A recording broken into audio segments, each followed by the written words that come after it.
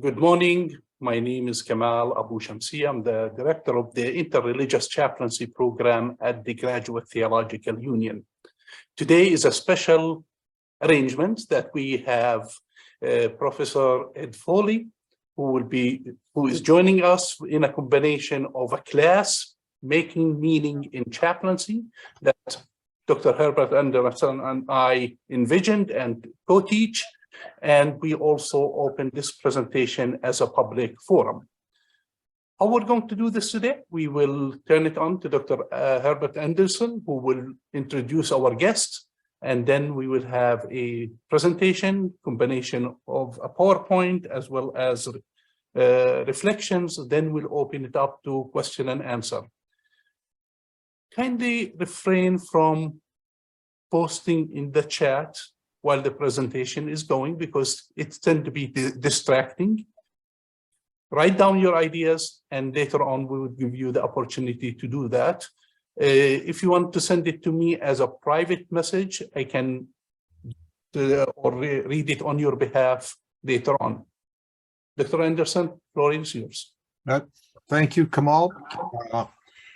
And I'm delighted to welcome an old friend. I've known Ed Foley since 1985, when I came to join the faculty at Catholic Theological Union. And since that time, I have been partners in crime in many ways and friends. Mostly, we wrote a book together called Mighty Stories, Dangerous Rituals, or Dangerous Rituals, Mighty Stories. You can take your pick. There are many things I'd love to say about Ed.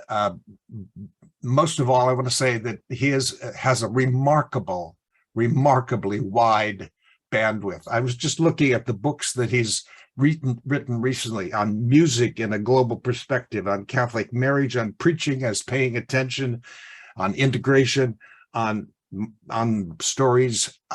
They're endless, but the grasp of so many ideas is really quite remarkable. He is retired professor of liturgy and music, and the Professor Emeritus of the Duns Scotus Chair in Spirituality at Catholic Theological Union, a dear friend, a good cook, and I'm glad to welcome you, Ed. Thank you, Herbert. The cooking is important. The actual title of the book was Mighty Herbert Dangerous Foley, I think was what we finally came up with. I'm delighted to be with you. This is the reflective believing piece was a very important sort of turning piece in my own thinking. So Kamal is going to turn on the PowerPoint, I believe. All right. And I don't believe I'm able to control it.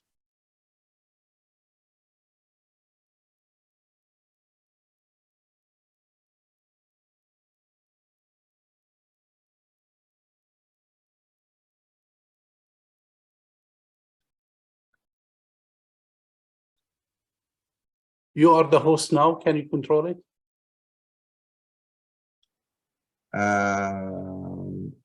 I think because I'm sharing that from my side, probably I will be the only one able to navigate it. Okay, then what you might want to do is that it's not in PowerPoint mode right now. Mm-hmm. So if you turn on the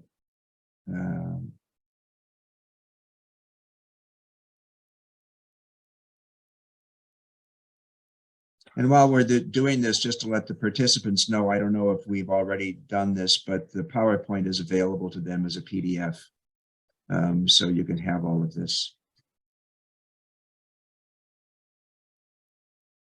You want to start it from your side, Dr. Foley? What do I do? Just do share, open it on your desktop, do sharing, and then you'll be able to show it on your screen. Okay, let me do this. I'm going to go Hold on just a second. We'll see if this works. Okay. So I'm going to share a screen. I'm going to go here. Share. You got it. Let's just a minute.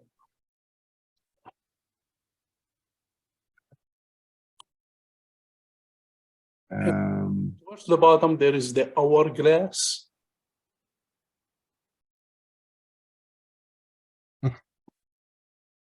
All right, this is not.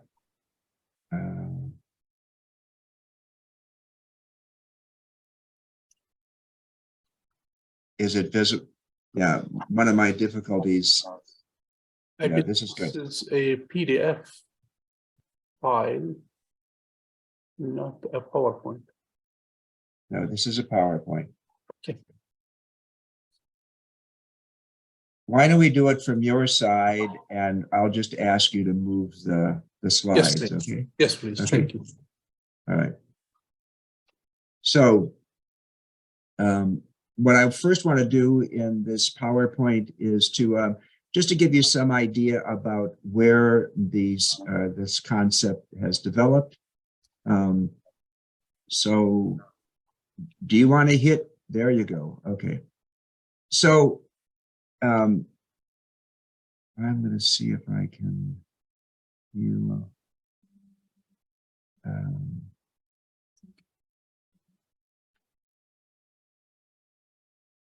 All right. Okay. So part of what we're going to try to do is play with the concept of theological reflection, which I know you've already spent some time on, then to play with the difference between theological inquiry and theological reflection, and then finally to play with this concept of reflective believing. As the concept of theological reflection, and I know Herbert has been and Kamal have been leading you through this, is a challenging one. It's like what Assad says about ritual that everybody recognizes, but nobody can actually agree on a description. So theological reflection is sometimes easier to recognize than to define. There are lots and lots of definitions of this. Why don't we go on to the next slide, please? One of the very useful works, an early work on this by Patricia Killen and John DeBeer, where they talk about it's exploring individual and corporate experience in conversation with the wisdom of a religious tradition. So this is a wisdom approach. There are multiple approaches to theological reflection, but theirs is a decidedly wisdom approach. Also, one of the things that marks their understanding of theological reflection is that affect and people's feelings are exceedingly important in this because they are often triggers for wisdom. It's a conversation, it's a dialogue between belief, perspectives, and the tradition, trying to achieve some kind of integration. So the outcome, and this is one of the differences you'll see between theological reflection and what I call theological inquiry, is that theological inquiry can be useful, but its goal is not necessarily the way we live. And the goal here is truth and meaning for living. So it's one of the marks of theological reflection is going to be its as a tool for our life journey and the life journeys of communities. Why don't we move on to 5, please? Some of the differences in theological reflection, 2 of the big names here, Jim and Evelyn Whitehead, great old friends. We lost Evelyn 2 or 3 years ago. She had a doctorate in psychology of religion from the University of Chicago. Jim's doctorate was in Chinese studies. The 2 of them actually taught in mainland China for almost 10 years, first in philosophy and then when they opened up religion departments. And these were the first 2 people who actually in the mid-70s began to present models and ways to do theological reflection. They were teaching at the University of Notre Dame, and they were working with ministry candidates. And they said, you know, these ministry candidates have all sorts of methods for reading texts and doing exegesis and making moral decisions, but they don't have any methods for their ministry. And so they created this model of theological reflection as bringing to bear the practical decisions of ministry, the resources of Christian faith. So the Killen and De Beer example we saw in the previous slide was a wisdom approach. Theirs is, Jim and Evelyn's is really a problem-solving approach. And this is done by two lay folk. Neither of these are, and actually the two previous are not clergy either. And the third example here, Chrissy Zacher, she took a kind what she calls a parabolic approach, and it's a little more biblical in understanding the Bible in a Christian Roman Catholic perspective, but finding out where God's movement can be found in their daily lives. And not only is she doing this as a laywoman, as a mother of four, but she actually tells stories in the published book that came out of her doctoral work here about how she does theological reflection with her children. And so that she's one of these proponents that's saying this is not something that belongs to the elite. And I think it's another mark, the difference between theological reflection and theological inquiry. Is a theological reflection needs to be something that is accessible to ordinary people pursuing any spiritual path or meaning path. In my own ministry, I think about my preaching as an exercise in theological reflection. I think it's also a variety of other things, but it's one of the ways that I think about my preaching. Can we go on to the next slide, please, Paul?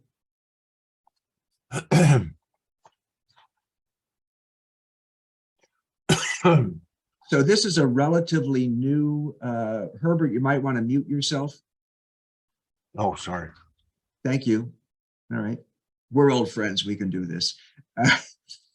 This is relatively new language. And I know it may be new language to you, but even in the Christian traditions from which it developed, one of the first places I can actually find a title of anybody writing about this is a work by Hans Kung, a well-known Roman Catholic ecumenist in the 1960s, but it really develops its currency in the 1980s. And it becomes such an important practice that in most Roman Catholic seminaries and in most Roman Catholic graduate programs in ministry, it became a required part of the curriculum. So this is something that people studying for ministry in the Roman Catholic tradition are often required to do. It doesn't mean it makes a lot of sense to everybody, and there are a lot of problems with not only the concept, but the various ways in which it's practiced. It's more an art than it is a science. And therefore, when you teach people art, people approach arts in very different ways, and some people can acquire the artistic skill more instinctively than others. And it's in a bit like chaplaincy. Chaplaincy itself is an art. You can develop certain skills and you can acquire certain competencies, but putting those together in the human interaction that chaplains are required does require more than simply head knowledge and hand skill. It's the kind of integration that a great artist that in my first graduate degree was in conducting or choral orchestral conducting, and it's pulling all of the pieces together. And it does require imagination and knowledge, but really skill along with heart. This is an artistic venture from my perspective. Can we move on, please? I want to talk about the difference between theological reflection and theological inquiry. And I would argue that they're not twins, and they're probably not even siblings. I think they're probably first cousins. So why don't we just this is going to be a very, very general, but to give you some frameworks, if we move on to the next slide. And of course, I'm speaking out of my own tradition, the one that I know best. when one thinks about Roman Catholic theology, and of course, Roman Catholicism, from my perspective, actually didn't exist until about the 13th century. There was emerging Christianity from my perspective. Then there was, the great churches, and then there was Christendom. And finally, when the East and the West began splitting in the 11th and 12th century, you really get Roman Catholicism emerging as a very specific nomenclature. And again, language is powerful, and it's always inadequate. But what language we use is very important, it seems to me, in communicating to folk. So in emerging Roman Catholicism, since the 2nd century of the Common Era, philosophy early on began to be a very important dialogue partner. Part of it was emerging Christianity was trying to have a dialogue with a wider cultural context with the Greco-Roman Empire. And therefore, they leaned towards employing, to make themselves credible to the wider empire, they began employing the philosophical frameworks that were common at the day: Stoicism, Middle Platonism, Aristotelianism a little bit, not as much early on. But what happened, it contributed to a kind of a trajectory in thinking that was going to move towards abstraction. And this is one of the challenges in my own tradition, is that our theology emerged out of practice, but as it developed as a discipline, it separated itself from practice. And by the time you get in the 7th and the 8th century, the Common Era, theology is not something that folk are doing anymore. It doesn't become an ordinary task of the people who have been baptized into the tradition. It becomes the domain of first monks, because it was the monasteries that were the great centers of learning in Western Christianity, and then eventually the clergy. Now, when you go back and look at the material in the 10th, 11th, 12th century, which was actually the area that I wrote my dissertation in, you could argue that people who were building cathedrals, or who were writing music, or who were crafting icons were, in a sense, theologians as well. And I would call them practical theologians. But the classical theology, they really didn't have much of a say in, and this became the domain of the elite. In my own tradition, the theology around the Eucharist, the celebration of Christ, the meal, the Lord's Supper, the Sunday celebration that's so central to Christianity, one theologian calls the theology around that the nuclear physics of the 13th century. I mean, it required so much sophistication that virtually nobody, even the people who were writing about it, understood it. Could we move on to 9, please? So in some ways, theological reflection, I think, was a corrective that began to develop you can see it developing without that name in the 17th, 18th, 19th centuries of the Common Era, and rising to the surface in the 20th century, but was a kind of corrective to this abstract theological inquiry. In my first ministry, I was chaplain at a women's college in Minnesota, and I remember there was a recent graduate from the University of Chicago who had a doctorate in theology and was teaching a course in faith. He was a great colleague. And I asked him one time about how he revealed his own faith in class. And he said, "Oh, never do that. I was taught you never reveal your faith. This is not about what you believe. This is about thinking about faith." And that's in some ways a kind of symptom of the style of abstract theologizing that was separated from people's lives. And it was also, in a sense, separated from people's bodies, which is one of the reasons why many movements in 20th century Christian Roman Catholic theologies, feminists, various different liberationist forms from different parts of the world, from South America, from South Africa, from post-colonial theologies out of India, were all trying to reconnect people's experience to this abstract body of thinking.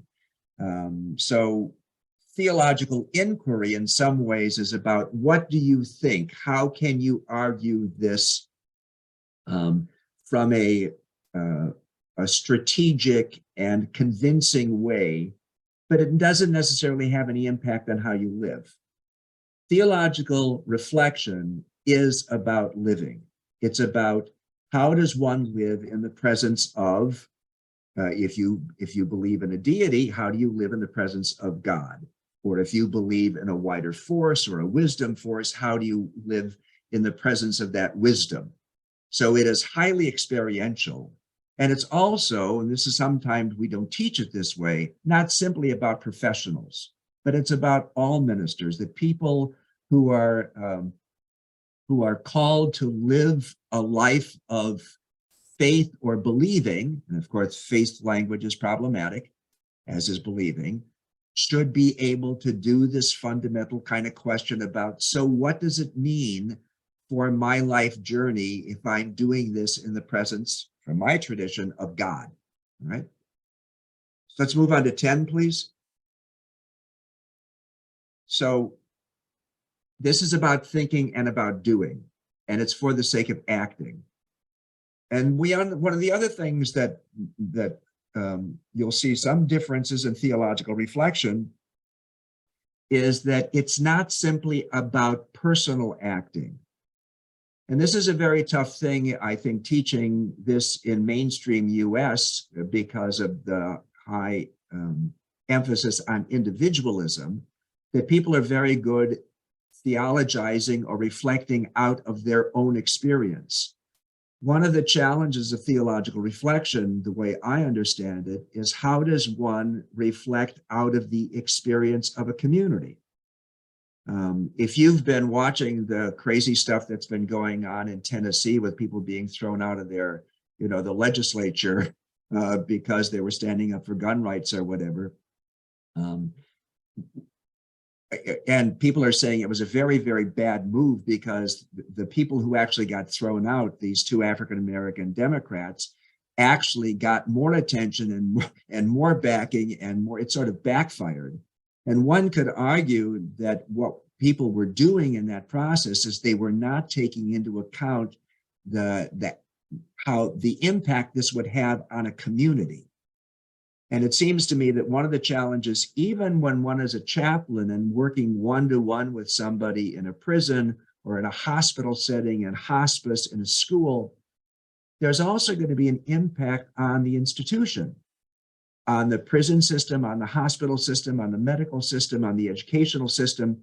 So how does one not simply, and this is one of the challenges of, I know you're doing spiritual assessment, one does not only do a spiritual assessment on individuals, but one also, it seems to me, has to do a spiritual assessment on the body, on the corporate body, on the body of believers, on the community of faith, on the community and journey.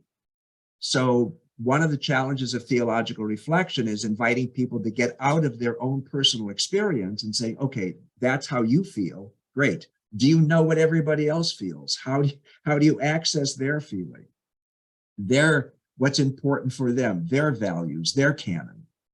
Why don't we move on to 11, please? So this move about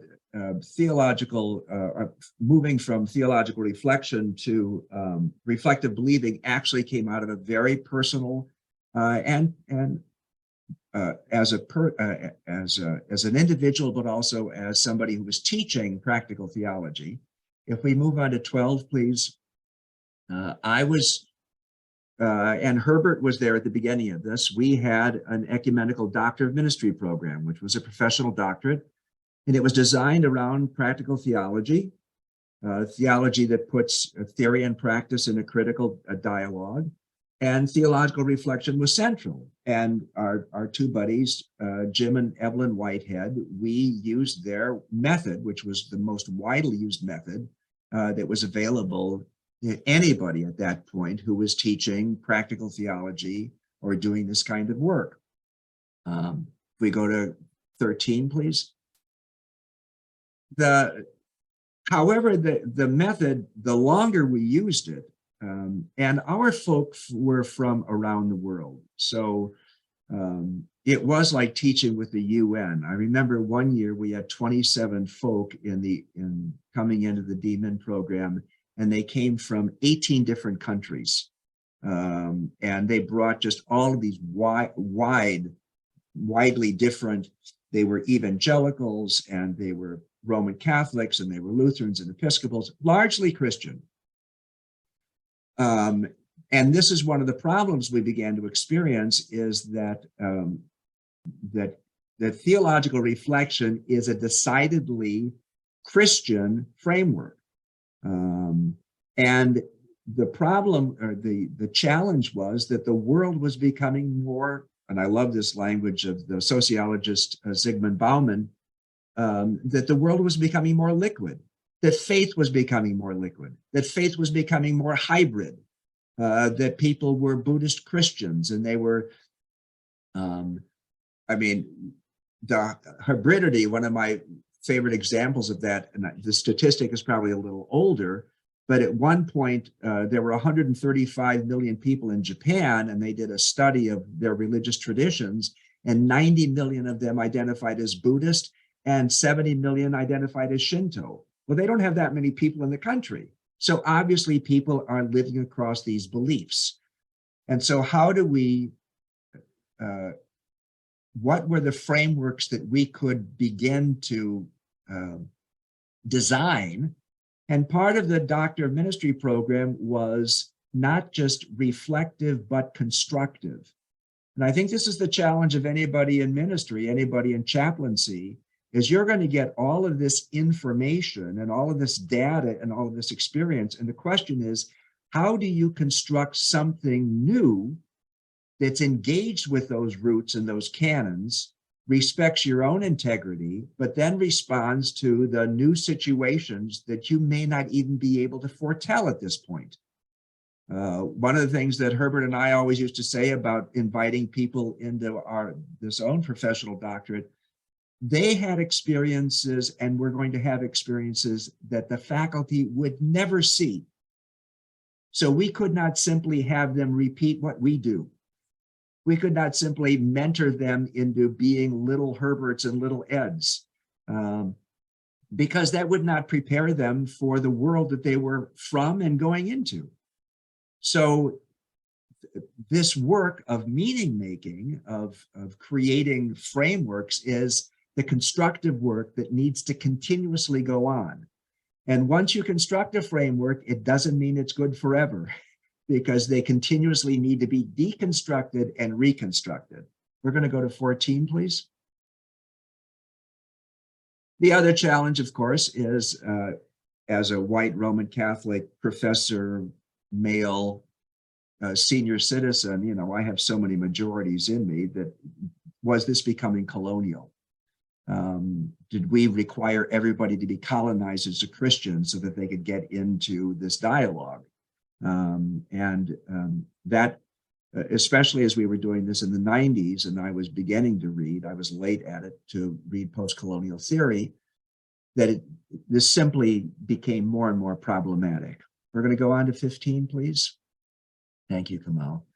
And then we had, when we looked at the rapidly changing landscape, and part of this was the research that I did on in the sabbatical for this book, and I did a couple of consultations that just sort of blew me away. We're going to go to 16 here. The first one was at Harvard. I think you have to say at Harvard, and they have a MDiv program, and I was there in 2013. And I use the language of Ibo Patel, who started the Interfaith Youth Corps. And his question was, how do you identify yourself around religion? And it was an eye-opener for me, because some people identified themselves as a yoga practitioner, or as a humanist, or as a spiritual agnostic. And so I was trying to, actually, I was given permission by Jim and Evelyn to rewrite their book, and it wouldn't work in this context. The world and the religious reality of even this country was becoming too liquid. If we go on to 17, a second experience was studying what was going on at Stanford hospitals and clinics. They have a religious preference patient form. It had 45 options, including Jedi Knight. I was giving some lectures in England about that just a little before this. And in England at that point, there were 400,000 people who registered as Jedi Knights. And it was the fourth largest religion in the UK at the time, all right? So my religious training, my training to be a clergyman in the Roman Catholic Church did not prepare me. I mean, we say the Lord be with you, not the force be with you. And I was simply not prepared to how do we respect the way, some of it was a little political pushback, no question about that in the UK, but I was simply unprepared for this. We're going to go to 18, please. And then I was teaching at the University of Chicago in their MDiv program, which was highly diverse in terms of various religious traditions. And some of those, like the story about Gemma, the story about the Buddhist chaplain that's in the reflective believing, actually came out of my experience with this most amazing young woman who was part of that program. So we're going to go to 19, please. So how do you do theological reflection when Christianity is not a vernacular? When people do not subscribe to even theology as a framework. Theology is not a framework. You know this, many of you better than I do, that doesn't work across many religious traditions. So it simply kept raising the stakes about the problems that I was finding with this construction called theological reflection. We're going to go to 20. So this is where I was trying to do my own constructive move. And I borrowed this concept from Wittgenstein that I actually got from one of my great friends in the North American Academy of Liturgy, is a renowned rabbi from New York, Lawrence Hoffman. And Larry's a great Wittgenstein fan. And it was actually Larry who pushed me into the Wittgensteinian thinking. So we're going to push on to 21. In his very influential work, he begins to talk about language as a way that you formed life. It's a technology, some might say. And the meaning is found in the way you play the game. And of course, there is problem with the language of game because it sounds frivolous. But in philosophy, and actually also in science, game theory is taken very seriously. And Wittgenstein does it from a philosophical perspective, saying that you can use the same language. You and I can be speaking English with various accents, but just because we're sharing a vernacular doesn't mean we're speaking the same language game. And, you know, you see this being played out in the political arena today. Is somebody simply playing to the gallery? Are they doing bravura? Are they storytelling? Are they reporting? What kind of fairy tale is being told here? And even within academic studies, if you do a doctorate in some area of religious studies or spirituality, or you have to learn a completely different vocabulary and frameworks that are simply foreign to you, like theological reflection. And part of it is how do you learn to enter the game so that you can at least understand how other people are playing it. We're going to go to 22. So the challenge is recognizing what games people are playing with their language. And it doesn't mean they're necessarily trying to trick you, But very often, even on my own faculty at Catholic Theological Union, at one point there were 35 full-time faculty, and there were continuous conversational misfires, because even though we were all speaking English, one person was speaking, Bible, and they were speaking Bible from a very particular method, like form criticism or narrative analysis, and somebody else was speaking pastoral care. That doesn't mean that pastoral care doesn't have any biblical frameworks, but it doesn't start with the Bible, at least the way I learned it from Herbert.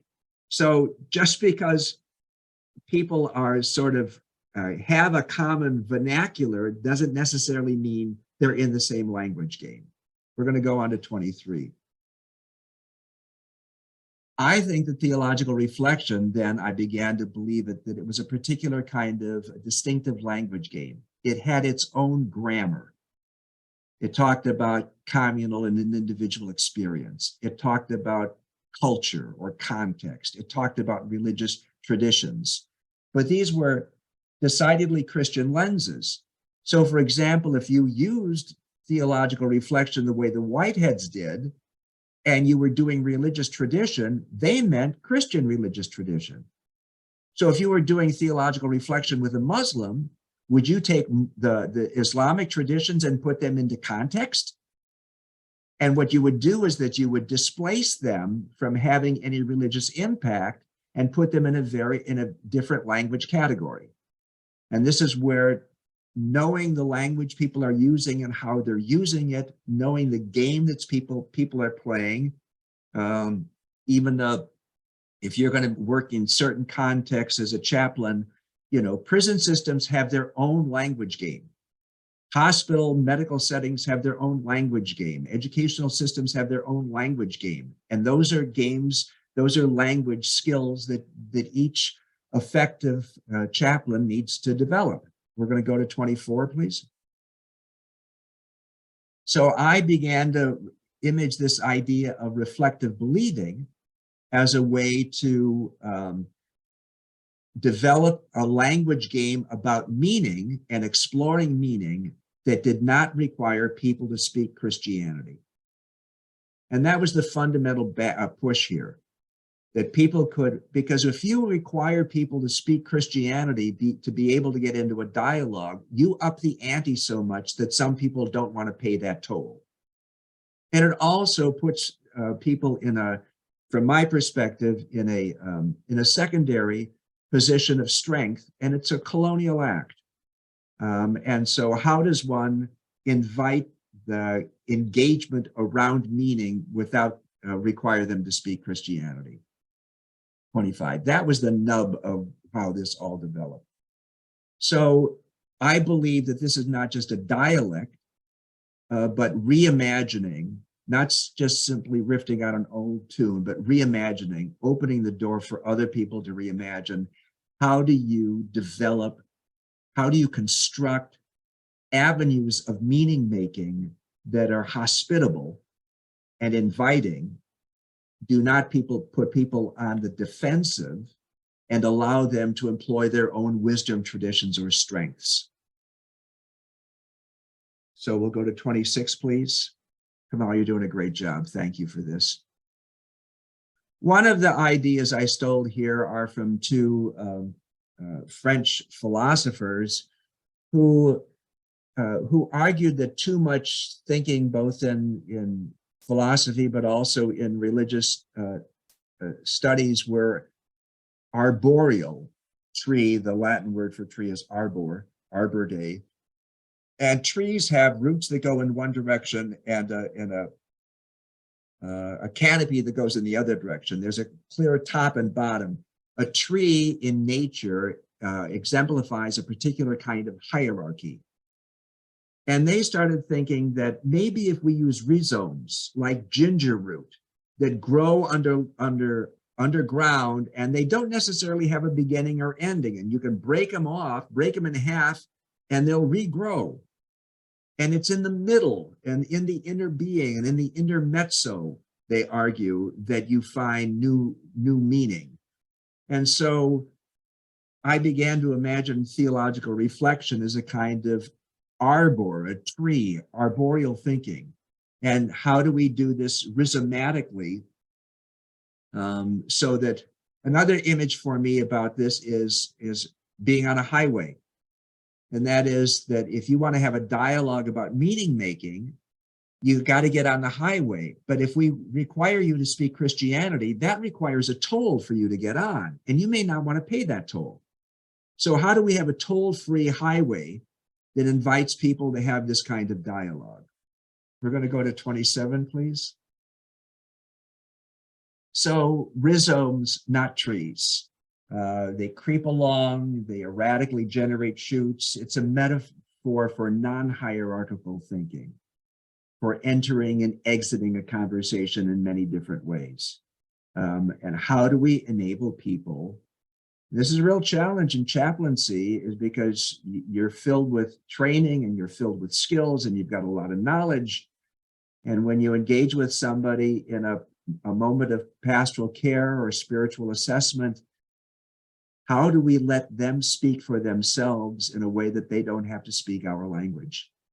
And that's a great challenge. And for me, this rhizomatic way of thinking rather than arboreal was a refreshing insight, and part of the conversion for me to this kind of thinking. We're going to go on to 28. If you're counting, there are 38 slides.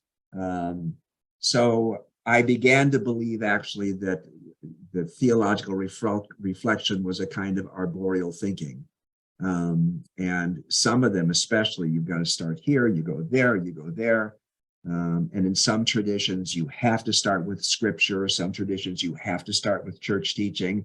Well, what happens if people are, and another phenomenon, of course, even within Christianity, is the whole phenomenon of deconversion, which is going on not only among the baptized, but among the ministers. What happens when somebody is deconverting from believing the stuff that they professed 50 years ago and are still trying to make meaning making with somebody? The great name there is Tom Bodin, who teaches out of Fordham University, has written some brilliant stuff on the process of deconversion and the impact that has, how we have to take people's deconversion seriously. We're going to go to 29, please. So one of my tasks, one of my goals both as a minister and as an educator was, how do I lower the tolls? We started getting, I remember when we had the first Muslim matriculated into the program. She was getting, we kept saying, this is a degree in practical theology. Theology was not a framework for her. We had a concentration in liturgy, in spirituality, and in cross-cultural. None of them really fit for her, but spirituality was as close as she could get. She basically told us later on, she wrote on mysticism, and she said, mysticism is language that I can use. It has resonance with my tradition, but spirituality is not a framework in which I think.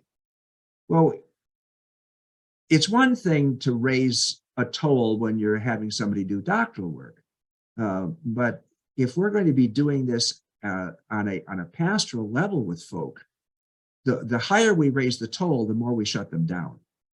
And it seems to me one of the goals in chaplaincy is precisely not to shut them down, but to open them up. So we're going to move to 30. So I attempted to reconstruct the toll road and actually take out as many tolls as I could. So we're going to go to 31. So my part of the construction of reflective believing was turning to verbs and to gerunds. Part of it was, and I mentioned this in the book, as this was being designed, actually Herbert invited me out to Berkeley, and we did a wide consultation there. And I remember one of the Buddhist teachers warned me when I was talking about faith, and I think this is in the book, because she says, faith can be an object, a possession, rather than a path or a journey. And that was one of those moves that said to me, okay, how do we keep this dynamic and not allow it to stultify into a series of nouns? So thinking about verbs, we had to give up the language of theology, but I do hold that, and some of this I actually get from, I don't know if you know the work of Chris Stedman.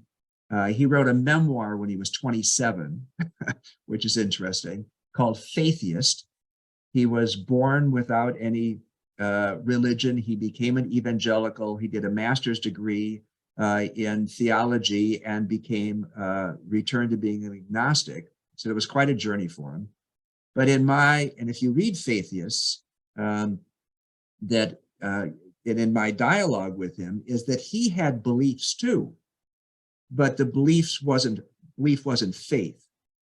So my move from theology to belief was trying to lower the toll that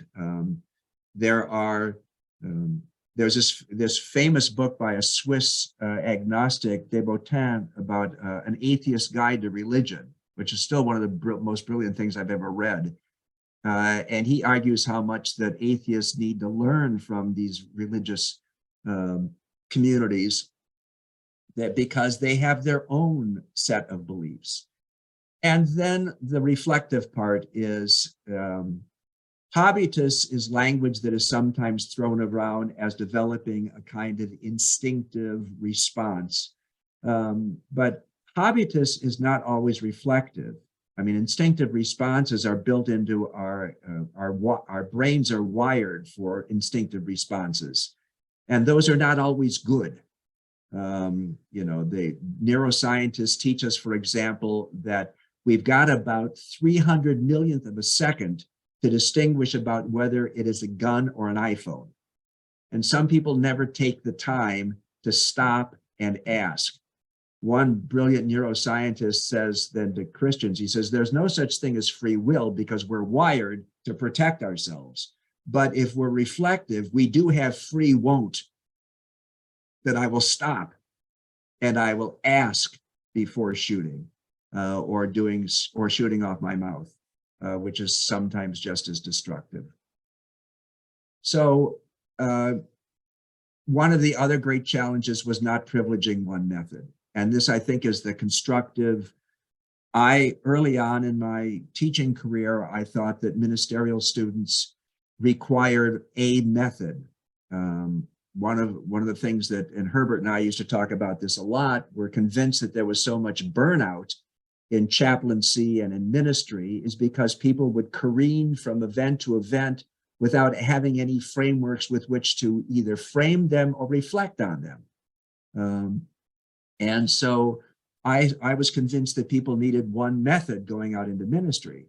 But unfortunately, it was the method that I liked. And some people were not comfortable with it and simply, ejected the method from them and went out there and careened from event to event. So how do we do this in such a way that doesn't privilege one method? We're going to go on to 33.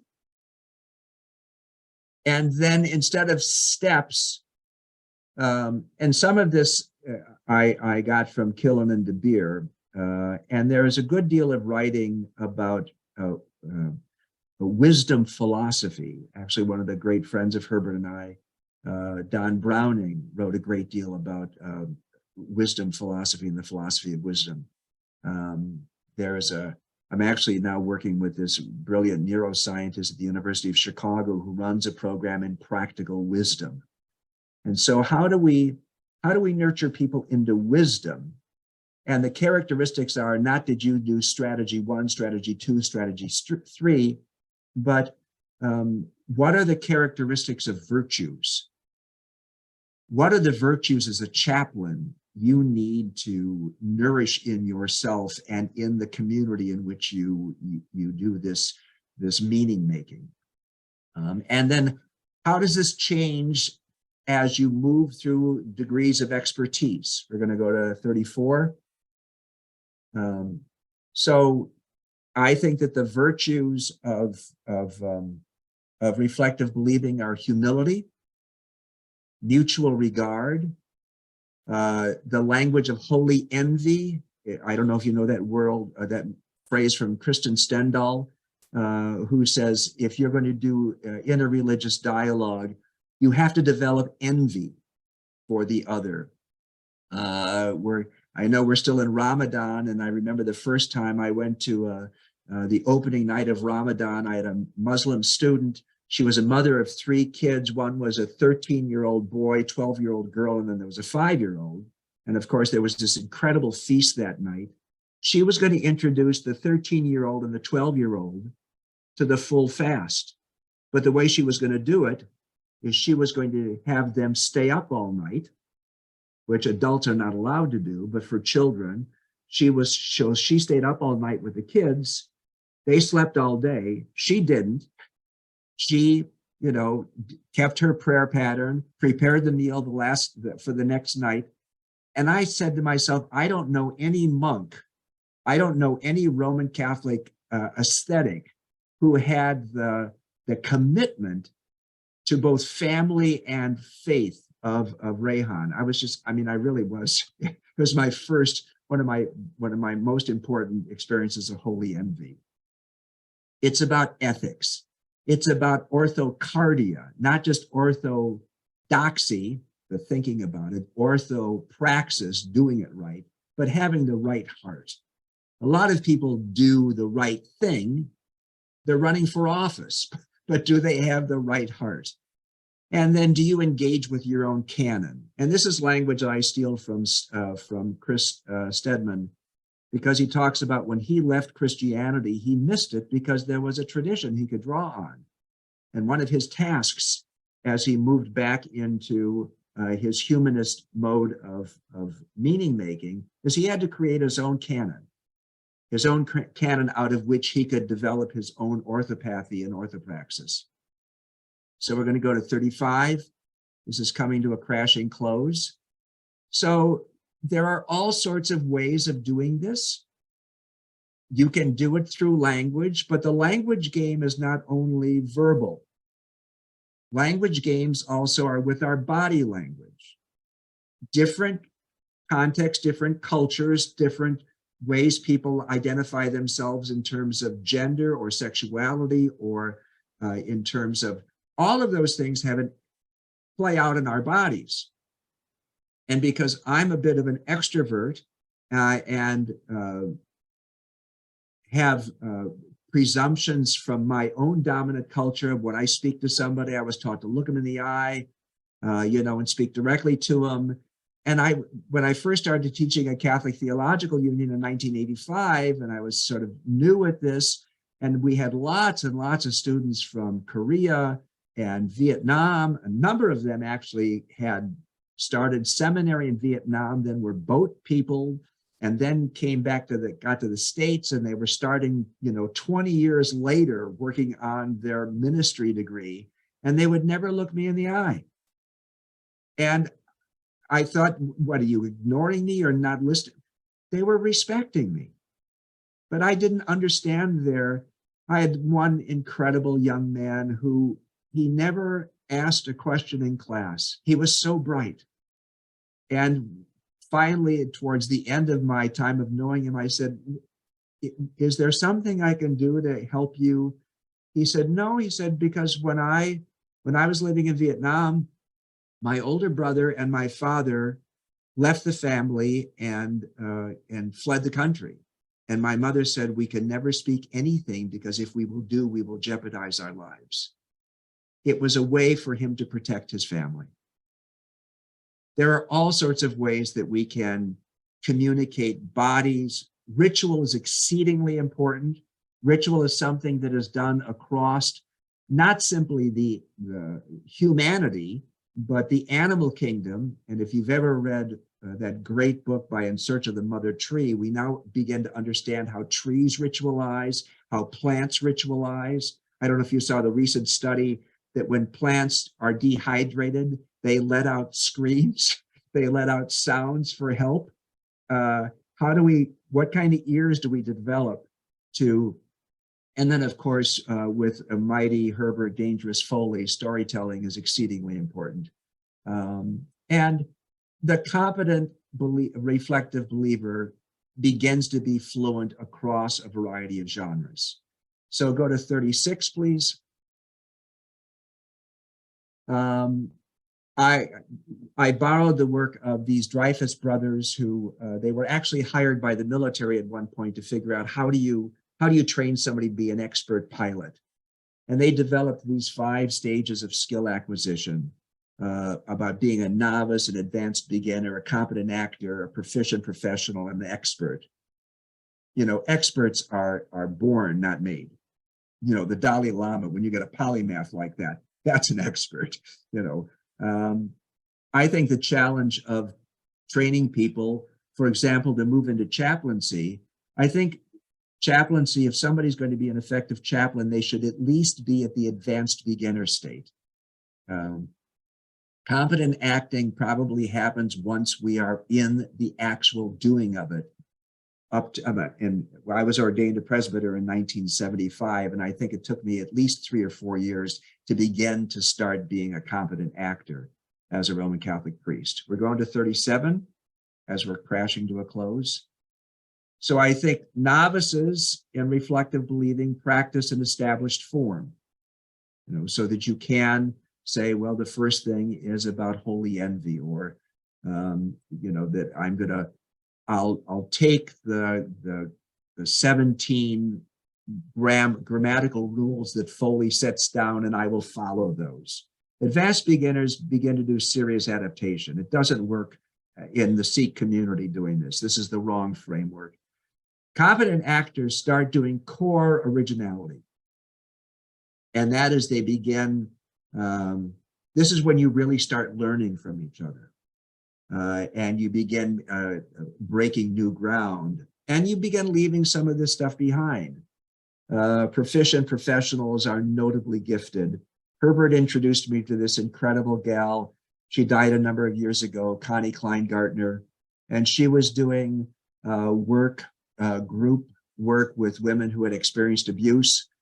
And she had used like every technique that she could possibly think of to help with this one person open up, and they just felt so dirty, and they felt so hurt, and they felt so, and she took her into the shower and she scrubbed her, and they cried and they cried. That's not in a book someplace, you know, but that's what happens when a competent actor takes this knowing and the wisdom of others, and then moves it to a different level.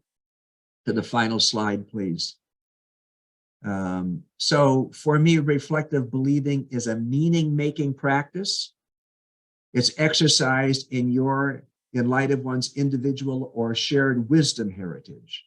So whatever tradition you come out of, how do you develop a wisdom canon out of that?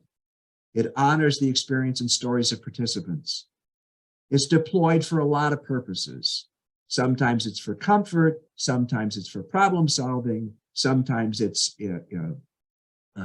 to enable somebody in the grieving process. It welcomes and displays a holy envy for other ways of believing. It recognizes the fundamental bond of humanity. The Dalai Lama says, because he pushes very heavily a global ethic. He says a global ethic cannot be based on religion because religion divides. The only thing we have in common is humanity. It's improvisational. It's not simply for personal advancement, but for common good. And it exercises the kind of humility in knowing how to contribute to that good, because sometimes we do more damage than good. And I hope I haven't done too much damage, and I'm going to stop there.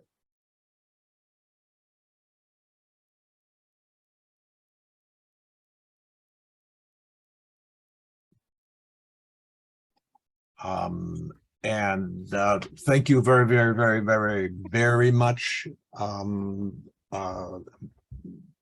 Remarkable, Ed, that you have taken us through on this journey, and it's in the middle of, you've connected to a lot of things that have been going on in this class. So questions. Kamal is much better than I, and so I'm going to pass it on to Kamal to keep track of people who would like to ask a question or make a brief comment in response. So let's begin with whomever. San May. Okay, my name is Sanmay Mukhopadhyay. Not as beautiful as Ed Foley, but it's a little complex. So, so I'm a practicing Hindu, and one of the things that just struck me, and it's not a complaint, is that the lack of any Hindu references in a lot of this work. And I understand the background from where all these work are coming, theological reflection, believing, and I understand that very well.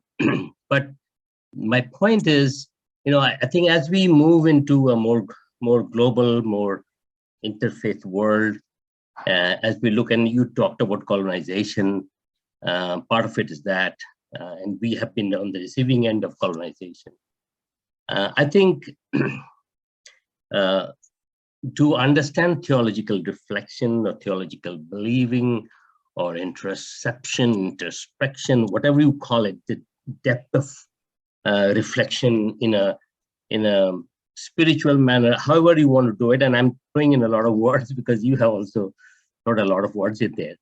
I would suggest, and I would encourage everybody to start looking at the different systems of in the East and other places, which are very important.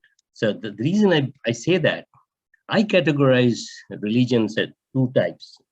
Foundational. Sanmay, can I interrupt Yeah. for a second? Yeah.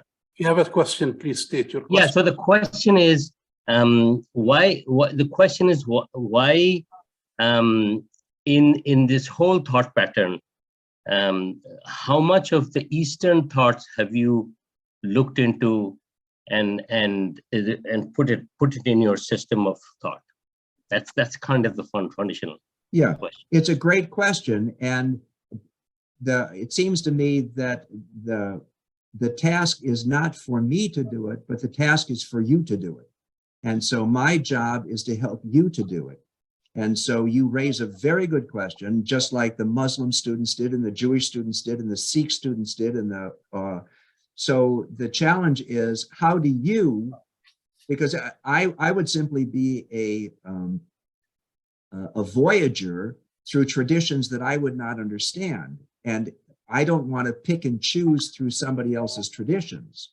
So your task is, how do you construct something that puts you in dialogue with what I or others have done, but brings your specific contribution as a Hindu? And I wouldn't do Eastern religions, because you also probably have a very specific kind of Hinduism that has shaped you. That contextual framework puts you in the constructive position of you doing the work and teaching me, rather than me trying to do something that I am ill-equipped to do. Yeah. Okay. Great question. Thank you. We have some questions in the chat, and one asked to, you mentioned methods and frameworks. What is a method or a framework, if you would like us to touch base on that? I would distinguish between a framework and a method. Frameworks are visions of something, they're broader. And so, for example, theological reflection could be a framework, right? But within that, there are multiple methods. And we actually, Christian theology borrows this from scientists who developed a scientific method that says you observe, you test, you draw conclusions, you duplicate. So it's a process that, if followed properly, brings you to some credible conclusion. But you can share a framework. I share frameworks of theological reflection or theological inquiry with folk, but we might use wildly different methods. And so the framework is the larger picture. How do we, the thinking about we are a global community, or thinking about that we live in a single, in a global ecosystem, is a framework. What are the methods that we employ to move through effectively to protect that environment?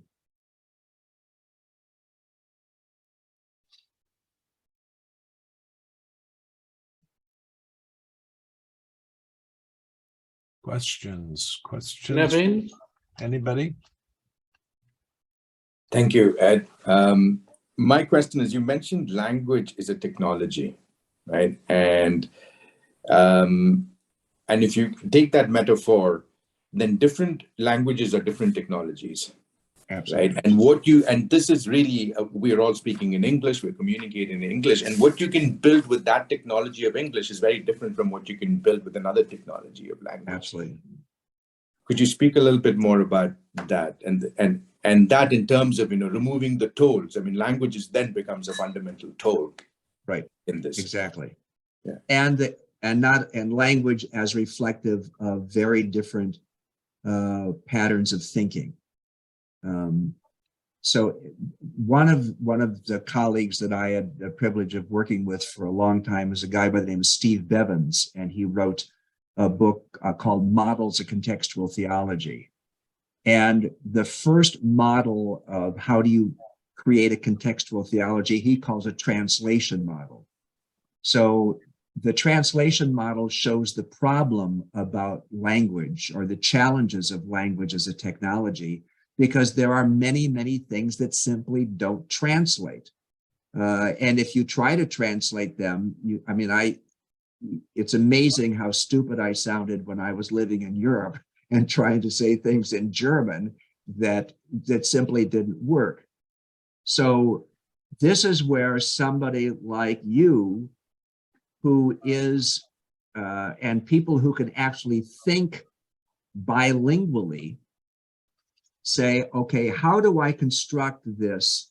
And there's a difference between translation and analogy.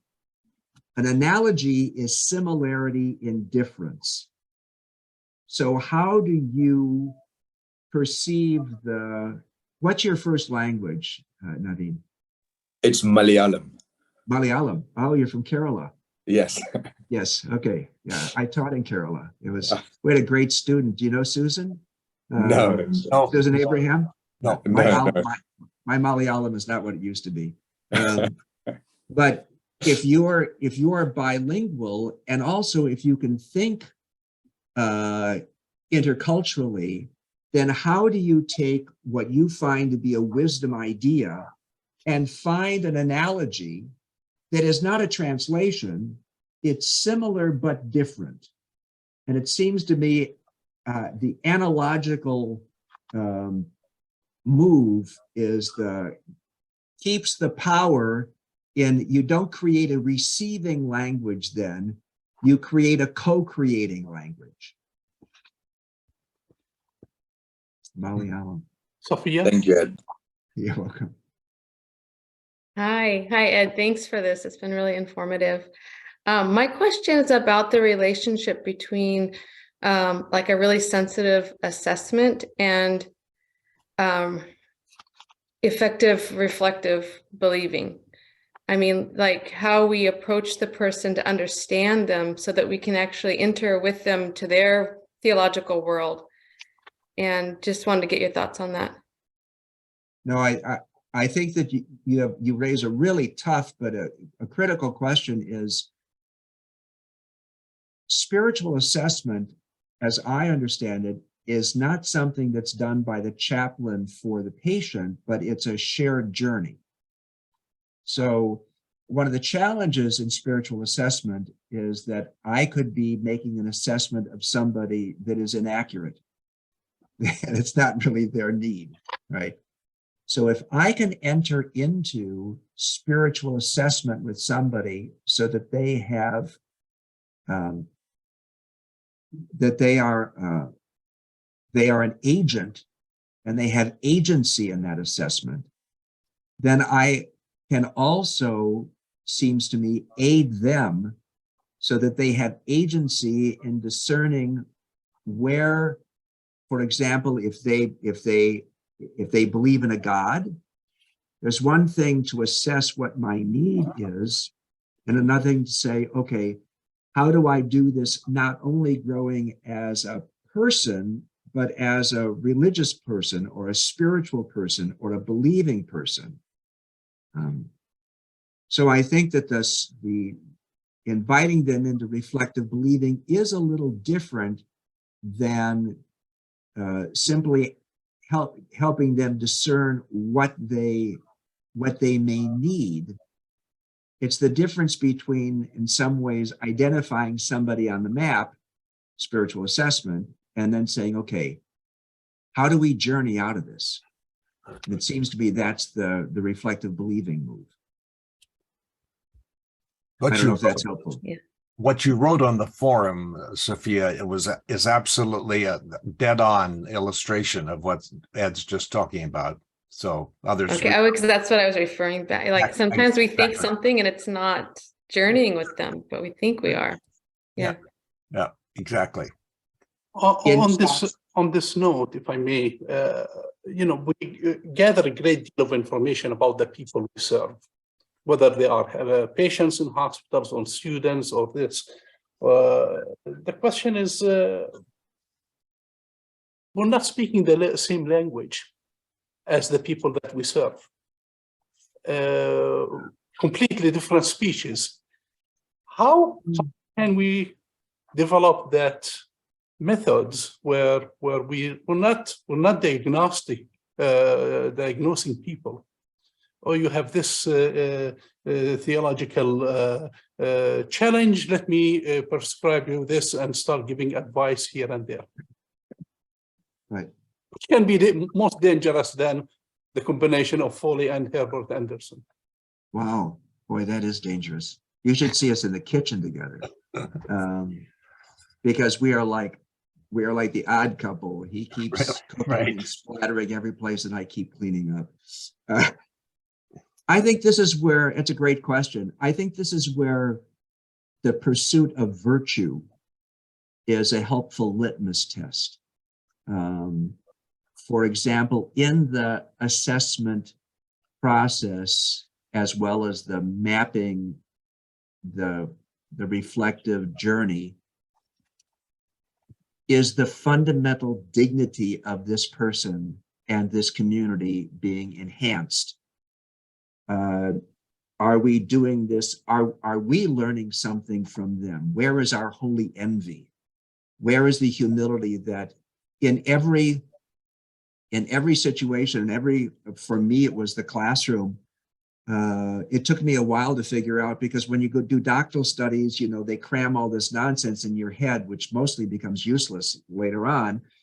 And I thought that my job was a brain dump on people. And it took me quite a while to figure out that I'm learning something from this community, that wisdom is in the community.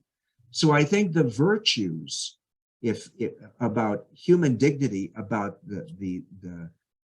our own humility, about the respect for traditions we don't know, that if there is, to the extent that we are inviting people, for example, into hope, it's one of the things that sort of motivates my own preaching, is that we can wag our finger at anybody, but do we invite people into living into hope, into living into a future? So I think the virtues are great points of a litmus test to say whether or not this is an authentic and valid way to move forward. I don't know if that helps. Thank you. Ed, could you talk a little bit more about, you said near the beginning that the Killen Debar has a kind of wisdom focus, and the Whitehead's is much more problem solving, so it has its aim. I think about the journey that this class has been on all semester. I suppose we've been walking at two levels. One is that we are thinking about becoming chaplains, in which we're going to need to make responses to people who are absolutely unknown to us, often, more often than not, totally unknown, from different worlds, different cultures, different religious traditions. And we may need to come to some strategy, or we may need to make some assessment that we hand on to somebody else. but reflective believing is really more internal to me as I think about it. I mean, so could you talk a little bit more about how we're talking about different goals, different agendas? Practical theology always has action at the end, you know? So, and I suppose at the ultimate end, reflective believing has action at the end, but not immediate, not immediate. Yeah, for me, the value of the way I've tried to imagine this, and again, this category or this framework probably also needs to be broken and reimagined.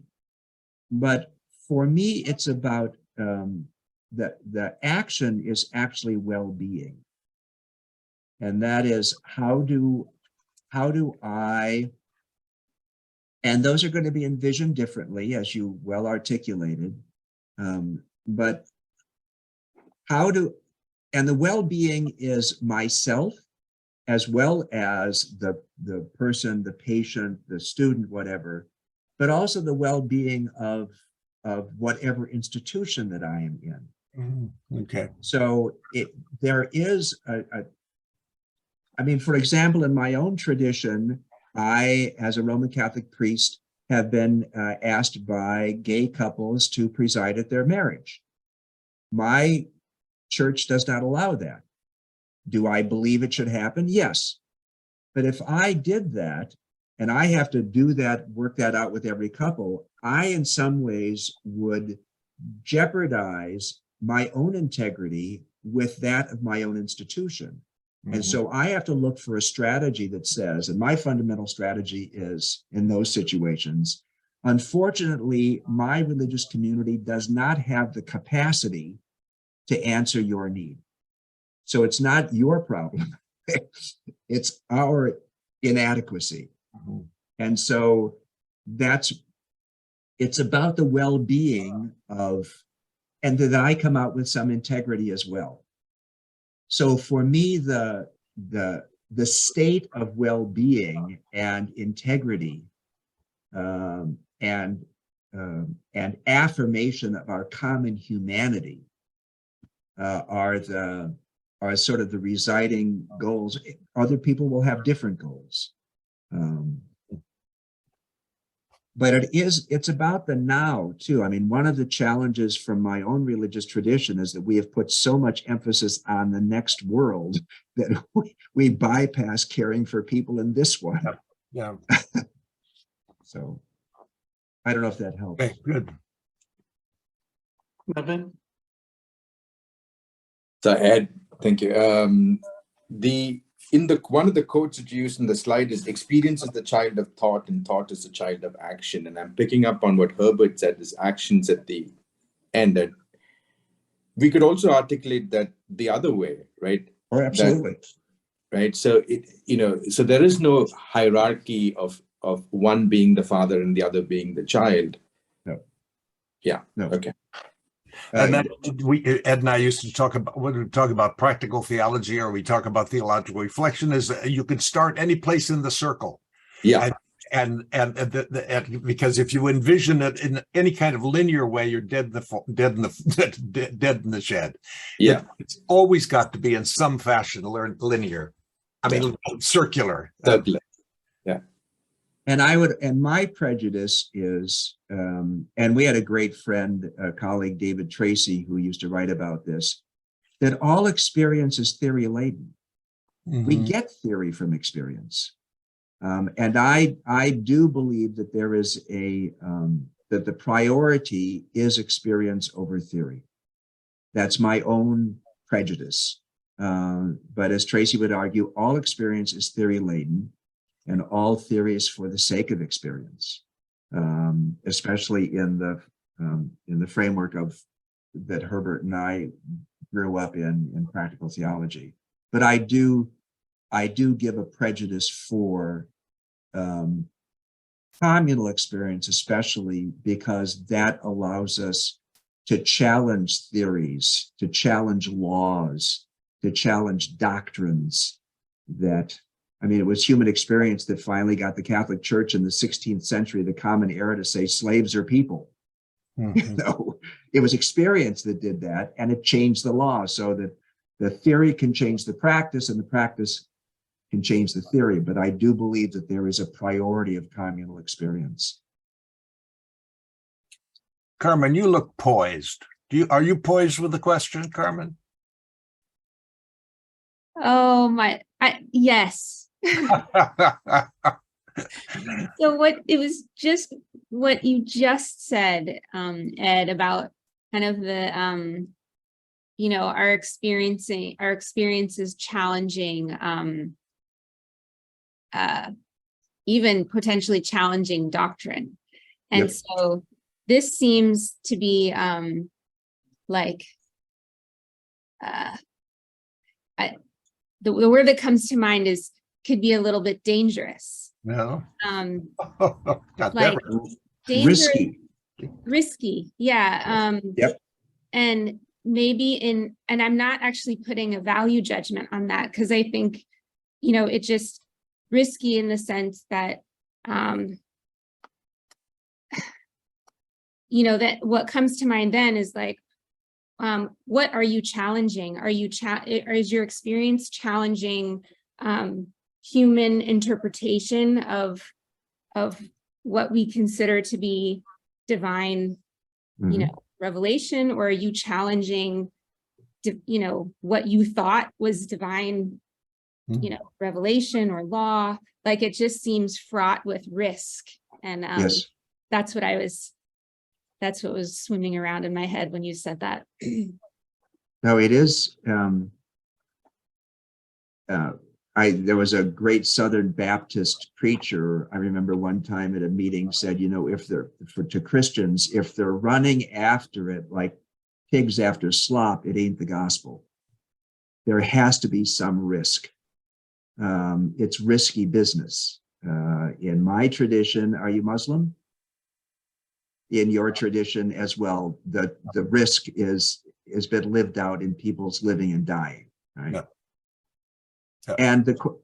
And again, for me, the question is, even in my own tradition, because there are so many. I mean, the Roman Catholics have more laws than people, basically, and there are many of them that are problematic. How do I do it? How do I do it in such a way in which I am trying to nudge the Roman Catholic community from the inside? And I think that's what my mission is. There are all sorts of things that I could say in a pulpit or say in my writings that would place me outside the tradition I'm trying to challenge. And I think in the process, I would lose a lot of my capacity, a lot of my power for doing that. So how do I judge my own? Some people, Herbert and I did actually a consultation on this with some folk, and especially a number of women said that for their own well-being, the only way they could deal with the institution was to leave it. Mhm. And sometimes that's a very sad option, but an option that people have to have. Right? So how do I challenge my community and do it within a community, and do it as much as possible with the community? If there's a place for prophets, but being a prophet is risky. It's people lose their lives in all sorts of ways, their reputation, their standing, and sometimes their life. And that's if it's worth the meaning making, sometimes we take the risk. And I would just want to add, Carmen, that let's docket this for conversation next week, because I think this is one of those topics that whether we're talking about practical theology, theological reflection, interreligious dialogue, reflective believing, it's all hovering around the same questions about how much in our serious engagement with the other will the other shape us. And I have an illustration out of an ancient religious past to talk about that next week. So be sure and bring it up. we have time for one more question? I saw your question, Sanmei, about the paper, and we'll talk about it next week. Okay. Hello, Miriam, welcome. I just wanted to thank the Professor Foley and apologize for being late. We just survived the end of Passover here in Israel. Right. So I had to wait till dark. Oh my. Okay. I really enjoyed it, and very See you next nothing week. like hearing from the guru in person. So thank you for this treat, and good to see everybody. Thank you. Well, you're living in the midst of a place where reflective believing is being played out in the streets in an interesting way, like in our own country. Right. So, Mazel tov. Need more listening and less talking, I think. Thank you so much to everybody. This has been a wonderful way to start the morning, and comes also with a little bit of a challenge for each one of us to think about the words that Professor Foley shared with us today. Don't jump into the fire if you're unable really to protect yourself in that way. Of an institution, the fire of faith is really comes from the heart yourself, as you're trying to change things around for universal ethics, for preserving the dignity of people there. Along the way, if you're hurt, it's part of self-care. As a chaplain, I have to really remind you that Right. work can be done in groups with us as chaplains supporting one another. And I know you are, after this class, you're going to do your grouping. So that's where we bring things and we get the support. If in another way, if you are unable to tackle this issue, pray about it. Yeah. Yeah. Can one of the things that Foley always wanted to know when I gave a talk was, did I get a standing ovation? Because that's what he always got. He got standing ovation. No. So now I don't know if this is going to work, people, but if you will all unmute yourselves, unmute yourselves, and then let's give an applause.